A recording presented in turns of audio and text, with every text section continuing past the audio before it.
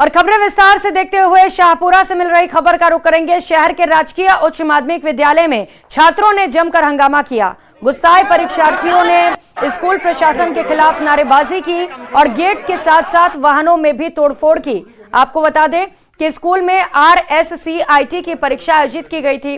परीक्षा देने आए कुछ विद्यार्थियों को प्रवेश नहीं मिलने पर इन छात्रों ने जमकर बवाल काटा।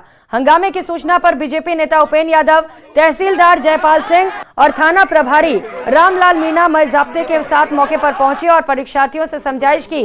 बाद में मामले की जांच उच्च स्तरीय कमेटी से करवाने के आश्वासन के बाद मामला शांत हुआ।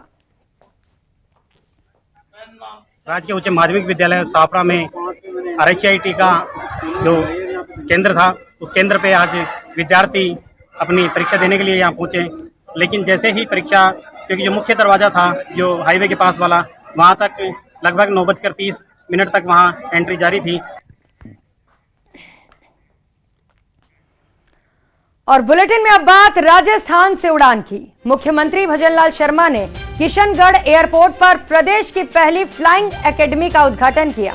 अब प्रदेश के युवाओं को देश के दूसरे राज्यों में फ्लाइट उड़ाने की ट्रेनिंग के लिए नहीं जाना पड़ेगा। इस फ्लाइंग एकेडमी में युवा छोटे से लेकर बड़ा विमान भी उड़ाना सीखेंगे। ये रिपोर्ट देखिए।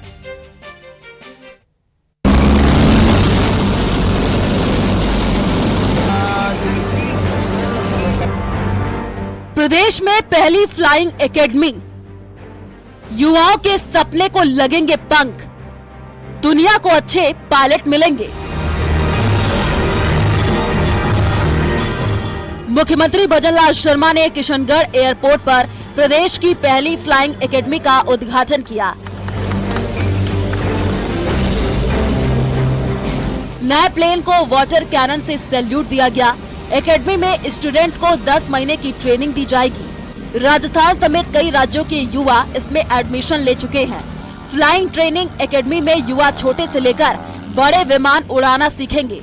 इस मौके पर सीएम भजनलाल शर्मा ने कहा कि विमान ये सिर्फ एक साधन ही नहीं, विकास की इंजन भी है। हम विकसित भारत और विकसित राजस्थान की कल्पना के साथ आगे बढ़ रहे हैं। इस क्षेत्र की तरक्की से प्रदेश का पर्यटन, उद्योग, व्यापार भी बढ़ेगा। हमारे जो होने चाहिए, हमें इस तरह के कार्य करने चाहिए। और मैं कहना चाहता हूँ, अभी तो ये शुरुआत है। अभी राजस्थान के अंदर इस तरह के कई कार्य और हो रहे हैं, जिससे कि राजस्थान की उड़ान और ऊंचाई से जा सके। अब एक नजर डालते हैं किशनगढ़ एविएशन एकेडमी पर। राजस्थान की पहली फ्लाइंग एकेडमी, 10 महीने की विमान उड़ाने की दी जाएगी ट्रेनिंग। कमर्शियल पायलट लाइसेंस के लिए होगी ट्रेनिंग। एकेडमी में छोटे से लेकर बड़े विमान उड़ाने की ट्रेनिंग। राजस्थान समेत कई राज्यों के युवा ले चुके एडमिशन। 50 घंटे की ट्रेनिंग पर्सनल पायलट लाइसेंस की दी जाएगी। 20 घंटे की ट्रेनिंग स्टूडेंट पायलट लाइसेंस को दी जाएगी। एयरपोर्ट परिसर में 32x40 फीट जमीन पर बनाया हैंगर। एयरपोर्ट परिसर में 32x30 फीट जमीन पर बनाया एप्रेन। इस मौके पर विधानसभा अध्यक्ष वासुदेव देवनानी, केंद्रीय कृषि राज्य मंत्री भागीरथ चौधरी, सांसद लुम्बाराम कार्यक्रम में मौजूद रहे। केंद्रीय कृषि राज्य मंत्री भागीरथ चौधरी ने कहा, पीएम मोदी का विजन जमीन पर उतरते हुए नजर आ रहा है। देखिए, प्रधानमंत्री नरेंद्र भाई मोदी जी का विजन यही है कि हवाई चप्पल पहनने वाला हवाई जहाज की यात्रा करनी चाहिए।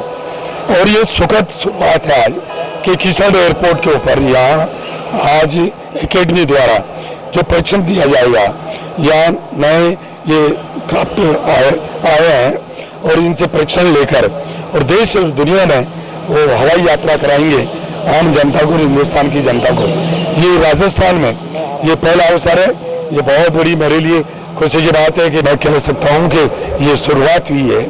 ये उड़ान योजना, ये प्रधानमंत्री जी का जो विजन है, इसको साकार करने के लिए ये शुरुआत हुई है। दरअसल एयरपोर्ट अथॉरिटी ऑफ इंडिया ने 25 साल की लीज पर अवन्या एविएशन एकेडमी को यहाँ जगह दी है।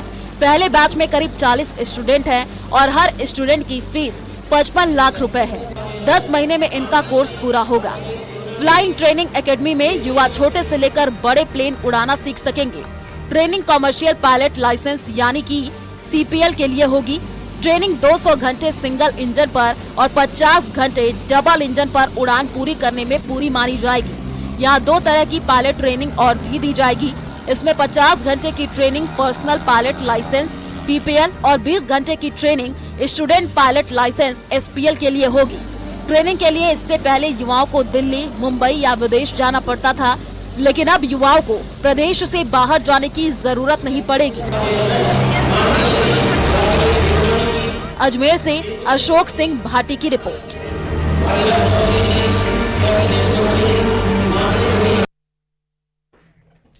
और कोटा से इस बीच बड़ी खबर मिल रही है, जहां पर ट्रैक्टर ट्रॉली के साथ 2 युवक बह गए। उजान नदी की छोटी पुलिया पर यह हादसा हुआ। एक युवक ने तैरकर अपनी जान बचा ली, दूसरे युवक को गोताखोरों ने रेस्क्यू कर बाहर निकाला। क्रेन की मदद से ट्रैक्टर का भी रेस्क्यू कर ट्रैक्टर को भी बाहर निकाला गया। तो लगातार बारिश के चलते नदी नाले उफान पर हैं, सड़कें भी दरिया में तब्दील हो चुके हैं। ये तस्वीरें देखिए, ट्रैक्टर ट्रॉली के साथ 2 युवक बह गए। इसीलिए बार बार आपसे अपील की जा रही है कि जान के साथ खिलवाड़ मत करिए। एक शख्स ने किसी तरीके से तैरकर अपनी जान बचाई, तो दूसरे शख्स को गोताखोरों की टीम ने बाहर निकाल लिया। बड़ा हादसा भी हो सकता था। यहाँ पर बड़ी संख्या में लोग इस घटनाक्रम को देखते हुए नजर आए। इसे अपने मोबाइल में भी कैद कर लिया और अब तेजी के साथ ये वीडियो सोशल मीडिया पर शेयर भी किया जा रहा है। ये तस्वीरें आप देख पा रहे हैं, जहां पर ट्रैक्टर से पार करने की कोशिश की जा रही है। पानी के तेज बहाव को, सड़क पर पानी का चादर चल रहा है, इसके बावजूद सड़क पार करने की कोशिश की जा रही थी और इसी दौरान ट्रैक्टर के साथ ये दोनों युवक बह गए। तो वहीं झालावाड़ जिले में सीमावर्ती मध्य प्रदेश में भारी बारिश से नदियां उफान पर हैं और इसके बावजूद लोग अपनी जान जोखिम में डालकर तेज बहाव के बीच रास्ता पार करने से बाज नहीं आ रहे। ऐसे में कलेक्टर और पुलिस अधीक्षक ने लोगों से अपनी जान जोखिम में नहीं डालने की अपील की है। तो कलेक्टर की ओर से अपील की गई है कि इस पुलिया को तेज बहाव में ना पार करें। सुनाते हैं क्या कुछ कहा। ये देख, वो क्या कहता है? जहाँ भी पुलियाओं पर बहाव है वहाँ पर आप कृपया करके कोई रिस्क नहीं लें और उसको आप बिल्कुल गंभीरता से लेकर के पानी उतरने के बाद ही पुलियाओं को पार करें। मैं पुलिस अधीक्षक झालावाड़ के सभी निवासियों से ये अपील करती हूँ कि मानसून में बारिश जिस तरीके से लगातार हो रही है, तो काफ़ी स्थानों पर पानी का स्तर धीरे धीरे बढ़ रहा है।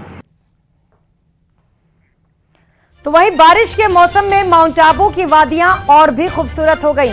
यहां पर झमाझम बारिश के बाद प्राकृतिक झरने बहने लगे हैं, जिन्हें देखने के लिए बड़ी संख्या में सैलानी पहुंच रहे हैं।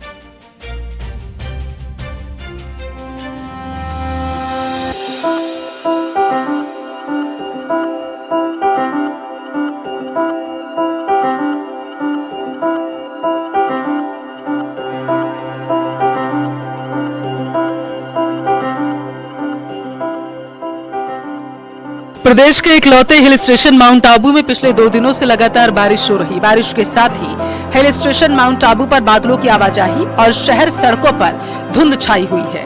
बारिश के बाद ठंडी हवाएं चलने से तापमान में गिरावट भी दर्ज की गई। माउंट आबू में बारिश के बाद पहाड़ों में कई जगह झरने भी अब शुरू हो चुके हैं। माउंट आबू की प्राकृतिक खूबसूरती को निहारने के लिए प्रदेश के साथ ही दूसरे राज्यों से बड़ी संख्या में सैलानी यहाँ आ रहे हैं। ब्यूटीफुल, यहाँ का नज़ारा बहुत ही अच्छा है और हर मानसून में आना ही चाहिए। यहाँ का नज़ारा देखना चाहिए, आके नज़ारा देखना चाहिए है।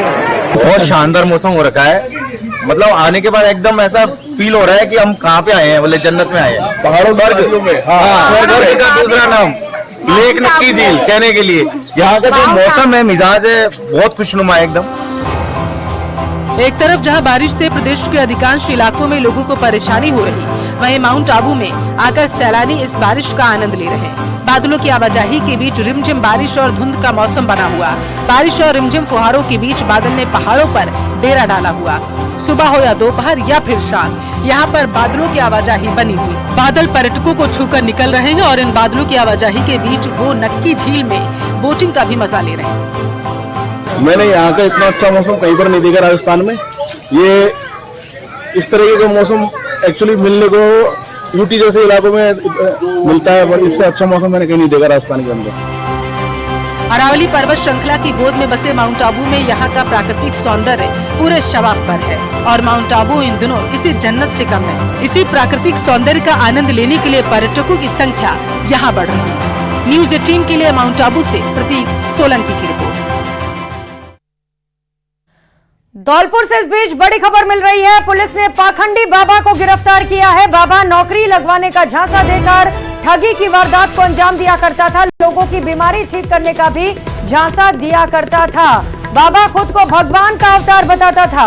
बाबा को गिरफ्तार करते ही अन्य ठगी से पीड़ित लोगों ने भी पुलिस से संपर्क किया है, जिनके साथ इससे पहले ठगी हो चुकी है। सदर पुलिस ने पाखंडी बाबा के खिलाफ कार्रवाई की है और बाबा को गिरफ्तार कर लिया है। उस बाबा की तस्वीर आप देख पा रहे हैं जिसे गिरफ्तार किया गया है। ये बाबा खुद को भगवान बोलता था और कहता था कि अगर आपकी नौकरी नहीं लग रही है तो मैं आपकी नौकरी लगवा दूंगा। इसके साथ साथ बीमारी ठीक करने का भी इसकी ओर से झांसा दिया जाता था। कई लोग इस बाबा के ठगी का शिकार हो चुके थे, लेकिन अब पुलिस ने जब कार्रवाई की तो कई और पीड़ित सामने आ रहे हैं जो इसकी ठगी को लेकर मामला दर्ज करा रहे हैं।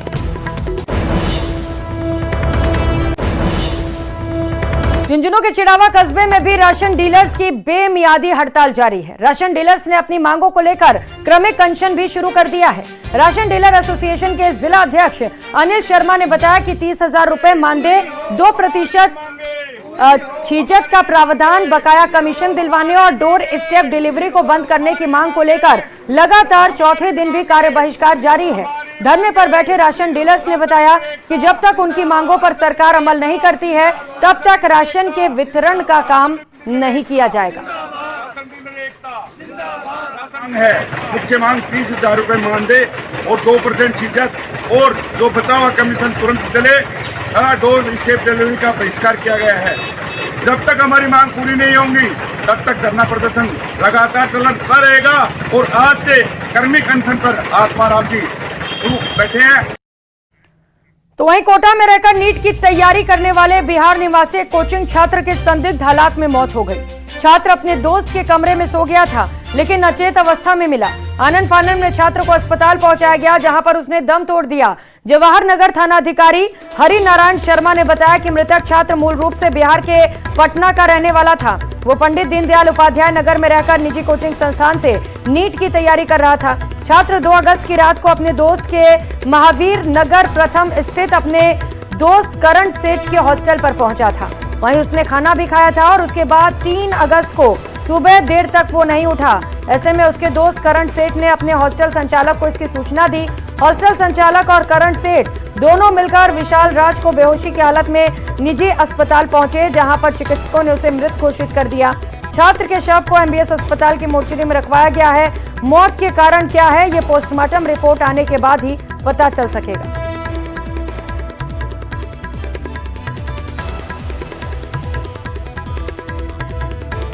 सूचना मिली थी कि मैत्री हॉस्पिटल में एक लड़का जो 16-17 साल का है अचेत अवस्था में यहाँ लेके आए थे, एडमिट कराया था। दौरान इलाज ख़त्म हो गया वो और बिहार का रहने वाला था। फिजिक्स वाला कोचिंग से नीट की तैयारी कर रहा था। अगली खबर अलवर से है जहां वैशाली थाना इलाके में ऑनलाइन ठगी का मामला सामने आया जहां एक शिक्षक के साथ 21,000 की ठगी की गई। दरअसल 5वीं बोर्ड की परीक्षा के लिए एक व्हाट्सएप ग्रुप बनाया गया था जिसमें स्कूल के सभी टीचर शामिल थे। इस ग्रुप में कठुमर प्रिंसिपल की ओर से एक लिंक भेजा गया जिसे खोलते ही उसके खाते से 21,000 का ट्रांजैक्शन हो गया। इसे लेकर पीड़ित ने थाने में शिकायत दर्ज कराई है। 2 बजे के आसपास मैं जब रास्ते में था स्कूल से घर जा रहा था तो हमारे 5वीं बोर्ड का एक गाइड की तरफ से ग्रुप बना हुआ है जिसमें मैं 5वीं बोर्ड का प्रभारी हूँ। उस ग्रुप में लगभग डीओ साहब और सभी लगभग प्रिंसिपल जुड़े हुए। उस ग्रुप में लिंक शेयर हुआ था एक किसी प्रिंसिपल की तरफ से, हमें पता नहीं था वो लिंक किसने शेयर किया है। तो वहीं श्रीगंगानगर की सूरतगढ़ नगर पालिका के अध्यक्ष पद पर दोबारा ओम प्रकाश कालवा ने कार्यभार ग्रहण किया। इस मौके पर उनके समर्थकों ने आतिशबाजी की। राजस्व निरीक्षक और कार्मिकों ने अध्यक्ष ओम प्रकाश कालवा को विधिवत रूप से कार्यभार ग्रहण कराया, जहां भाजपा नेताओं सहित बड़ी संख्या में पार्टी के पदाधिकारी और कार्यकर्ता मौजूद रहे। बता दें, ओम प्रकाश कालवा सीवरेज भुगतान के मामले को लेकर निलंबित हो गए थे। इसके बाद उन्होंने लंबी कानूनी लड़ाई लड़ी और स्वायत्त शासन विभाग ने उनकी बहाली के आदेश जारी किए। नगर पालिका अध्यक्ष पद जो है वो रिक्त था। राज्य सरकार ने मुझे पुनः बहाल करके और नगर पालिका बोर्ड सूरतगढ़ की कमान संभाली है। राजस्थान क्रिकेट को नई ऊंचाइयों तक पहुंचाने के लिए राजस्थान क्रिकेट एसोसिएशन नवाचार कर रहा है और इसके तहत अब तक खिलाड़ियों को जहां राहुल द्रविड़ और कपिल देव जैसे दिग्गज ट्रेनिंग देते नजर आएंगे, तो वहीं अंपायर और स्कोरर को अंतर्राष्ट्रीय स्तर का प्रशिक्षण देने की भी तैयारी। देखिए रिपोर्ट।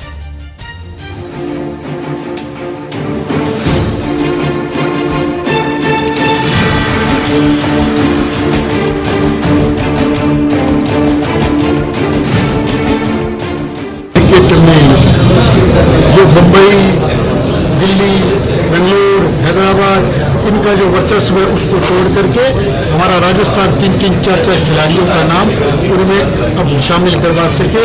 बस हमारी इच्छा क्रिकेट को ऐसी गति देना है जो भविष्य में भी चालू है। इसी लक्ष्य के साथ प्रदेश में क्रिकेट गतिविधियों को बढ़ावा देने के लिए एडहॉक कमेटी लगातार नवाचार कर रही है। इसी कड़ी में जयपुर में 3 दिवसीय एम्पायर और स्कोरर सेमिनार और एग्जाम का आयोजन किया जा रहा। इसके साथ ही खिलाड़ियों के लिए सेमिनार करने के साथ ही एडहॉक कमेटी अब राहुल द्रविड़, वीवीएस लक्ष्मण और कपिल देव जैसे खिलाड़ियों को बुलाकर राजस्थान के खिलाड़ियों को ट्रेनिंग देने की तैयारी में जुट गई है।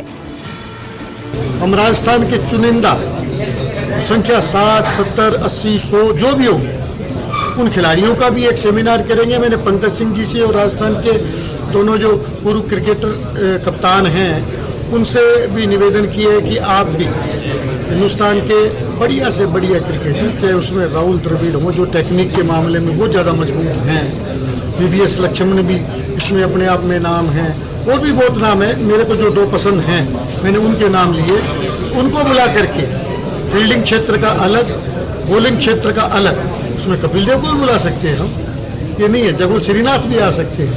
तो ये जिम्मेवारी मैंने पंकज सिंह जी के और दोनों हमारे पूर्व कप्तानों के जिम्मे लगाई है कि हम अति शीघ्र हमारा कार्यकाल खत्म होने से पहले